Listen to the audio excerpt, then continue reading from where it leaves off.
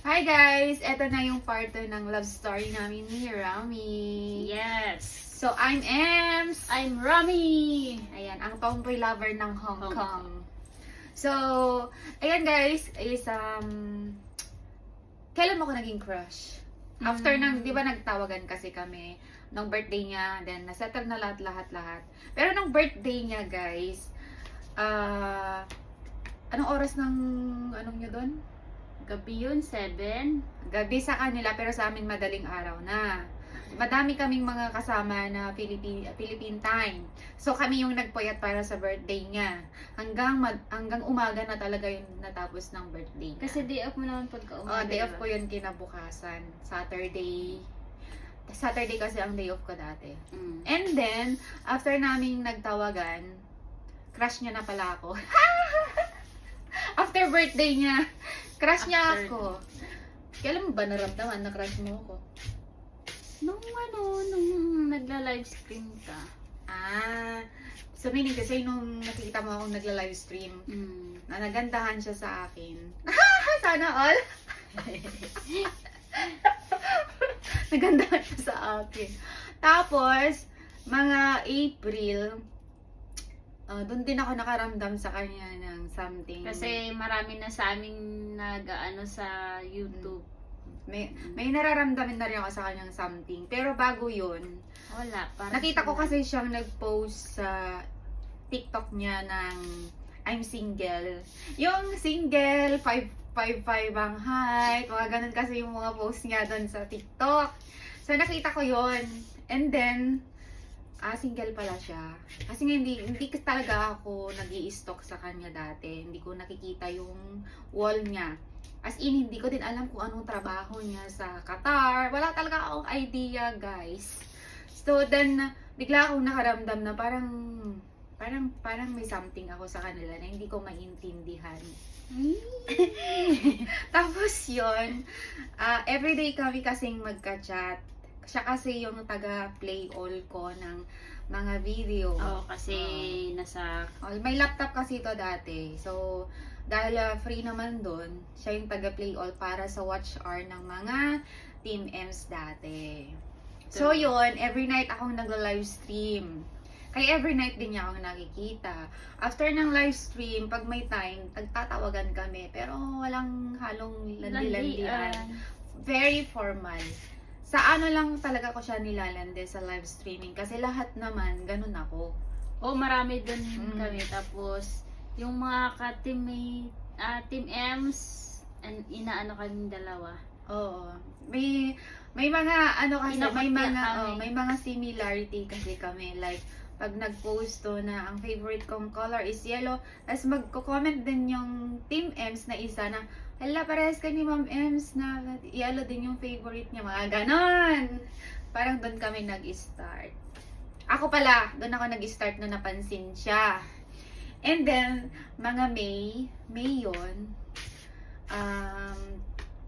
doon na nag-deep yung feelings ko na hindi ko na maintindihan. Basta pag nasa live stream ko siya, masaya ako. Napapansin yun ng mga Team Ems.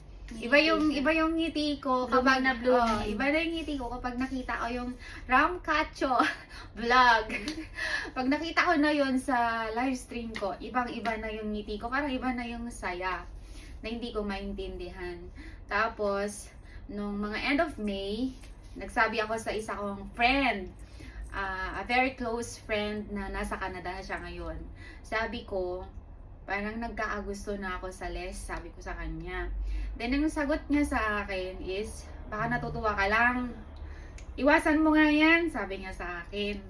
So, ako naman, umiwas talaga ako sa kanya. Inignore ko siya. Hindi ko na pinapansin, hindi na ako naghihingi ng favor or what. Basta, hindi ko alam kung naramdaman niya doon. Naramdaman mo ba? Tapos, hindi ko na din siya pinapansin. Ganun. Tapos, ang alam nila, may jowa ako kasi nga yung may best friend din kasi ako nun na lalaki na lagi kong kasama sa post. So, nag-iisip talaga sila na jowa ko yun. Laylo na ba? Oo. Lord. And then mga June, July, basta nagkaroon Siya yung tumawag. ako ng problema about family. And then, yun, parang tinawagan ko siya na, pwede ba makausap? Bas gusto ko kasi humingi ng, parang maglabas ng sama ng loob. Pag di mo close, mga ganon. Tapos, nung time na yon, nang nagkakausap na kami ng phone, Tagal hanggang nun. ng damag, ayan na. Parang everyday na kaming magkausap. And then, Gabi sa amin. oo. Sa'yo sa umaga. Oo, nanonood na kami ng movie. Nagmo-movie marathon kami ng Doon talaga gabi. nag-start. Walang landian nang nangyayari. Basta nanonood lang talaga kami. Sabay kami nanonood sa laptop. Oo, live sa StreamYard kami nanonood. So nandun yung dalawa naming mukha, makikita mo talaga yung mga reaction. And then nung mga time na yon, after mga August, ayan na. July? August. End of July. End of July. Buti siya naalala niya. End of July. Kachat ko siya lagi. Lagi siya kasing nagpaparinig dati na may crush siya na nasa team PKCM. Ako naman, wala akong idea na ako yung crush niya. Kasi nga, wala naman siyang paramdam. Wala siyang chat na nilalandi ako. Wala. Kahit pag nagtatawagan kami, nanonood kami, wala siya talagang paramdam. As in. So, nung nasa live stream ako nun, nagla-live stream ako, tapos siya ka-chat ko siya. Sino ba kasi yung crush mo? Nagpangalan na ako ng gan. Kasi sila yung mga lagi niyang nakakabanding ng mga Team S. Sabi niya, hindi. Tapos yun, sabi niya, ako daw. Kilig siya eh.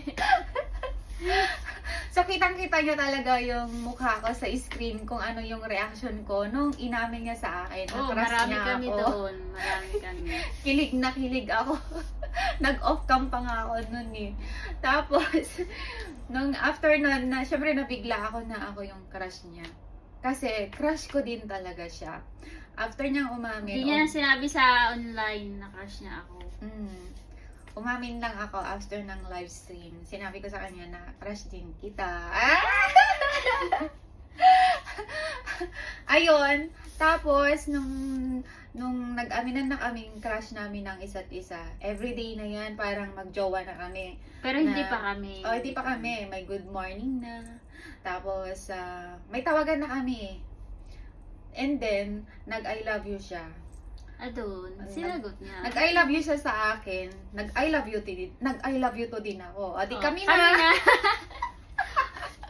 Ganon. Ganon lang yung nangyari, guys, na naging kami. Ganon. Mga ilang months din.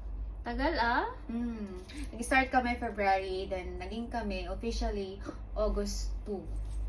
Yan, lihim talaga, walang aminan ng feelings. Basta masaya kami na nagko-communicate. Yun. Wala ding ligawan. Walang ligawan na bigay ng flower, Wala. good morning, kumain ka na ba? Walang ganon. Saka lang nangyari yan nung umamin na siyang crush niya ako. Katapusan ng July. Katapusan ng July. So, same feelings. Tapos, Yun na.